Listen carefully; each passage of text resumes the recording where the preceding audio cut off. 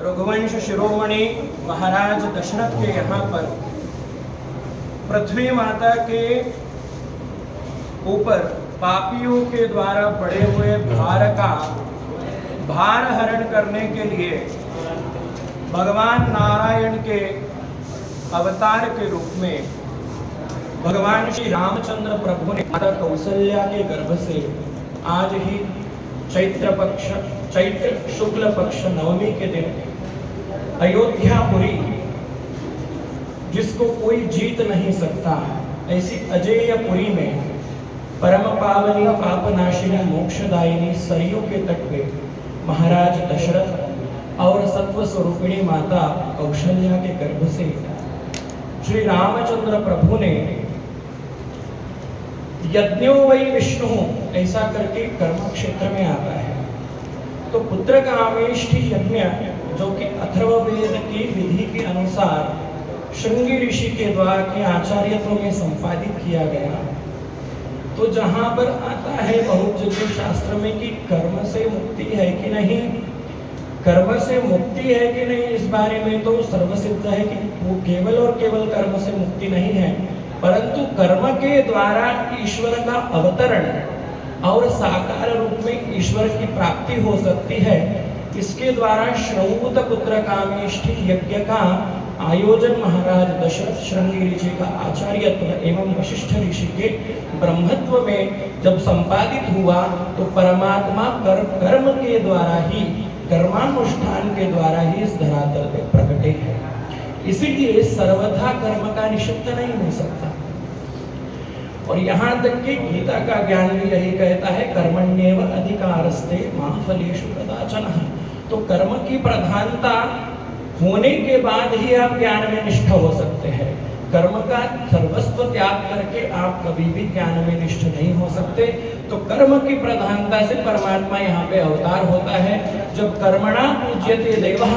कर्म के द्वारा देवता का पूजन हुआ, यजन हुआ, तो प्रभु नारायण प्रभु रामचंद्र के रूप में माता कौशल्या के गर्भ से प्रकट। तो गोस्वामी तुलसीदास जी ने मानस में बड़े सुंदर रूप से कहा, भय प्रकट ग्राला दीन दयाला कौशल्या हितकारी। इस प्रकार से जब गोस्वामी तुलसीदास जी ने महिमा गाई है, ये वही क्षण है मध्याह्न में 12 बजे आज अवधपुरी में माता कौशल्या के गर्भ से प्रभु श्री रामचंद्र ने जगत के उद्धार के लिए, हम सभी को कल्याण के लिए श्री रामचंद्र प्रभु ने जन्म लिया। हम सभी पुरुष सूक्त के द्वारा 12 बजे बोलिए श्री रामचंद्र भगवान की कौसल्यानंदन श्री रामचंद्र की जय, दशरथ नंदन प्रभु श्री राम की जय। हरि ओम विष्णुरवे जगरामे त्रेधानि दधे पदम् समूढमस्य पागुं सूरे स्वाहा। श्री रामचंद्राय नमः। ध्यानार्थे तिलान् तुलसी पत्रं पुष्पं च समर्पयामि।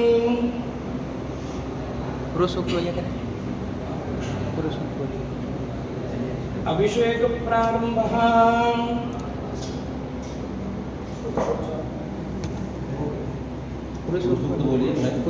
हरि ओम सहस्रशीर्षः पुरुषः सहस्राक्षः सहस्रपादः सभूमिगुं सर्वतः स्मृत्वाद्यतिष्ठदशाङ्गुलं पुरुषः एवेदगुं सर्वं तद्भूतं यच्च भाव्यं भूतामृतत्वस्येषानो जगन्नेनातिरोहति एतावानस्य महिमा तोज्यायाश्च गुरुः पादोश्च विश्वा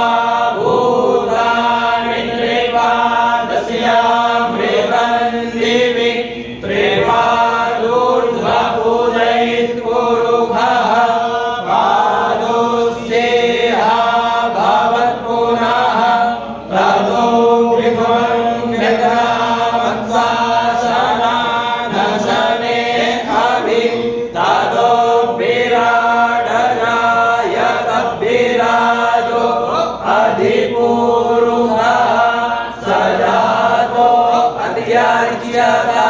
पश्चात् भूमिमथो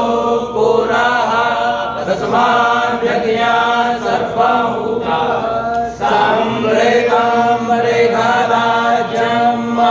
पशुस्ताश्चकरे वायव्या नारण्या ग्राम्याश्च ते तस्मात् यज्ञात् सर्वभूता ऋचः सामानि जग्निरे छन्दा गुंसे जग्निरे तस्मात् यजुस्तस्माद्यजायत तस्मात् दशवा अजायन्त जे केचो भयादतः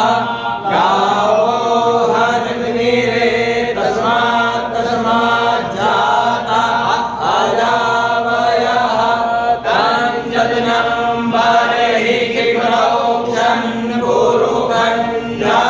पुरुषञ्जातमग्रतः तेन देवा अयजन्त साध्यारिभयश्च जे यत्पुरुषं यददुः कपिधाभ्यकल्पयन् मुखं किमस्यासीत् किं बाहु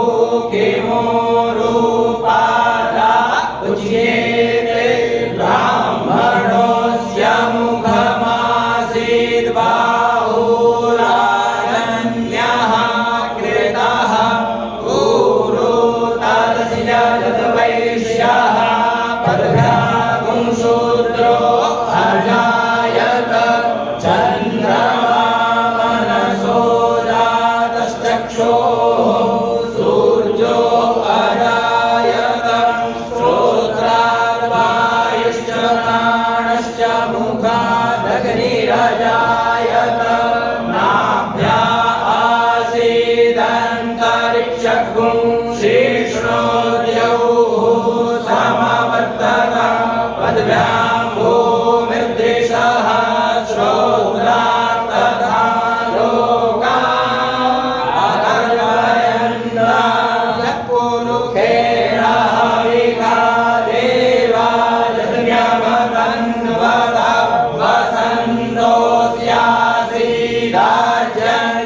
वसन्तोऽस्यासीदाजङ्घ्रिग्मविद्मः श्रद्धविः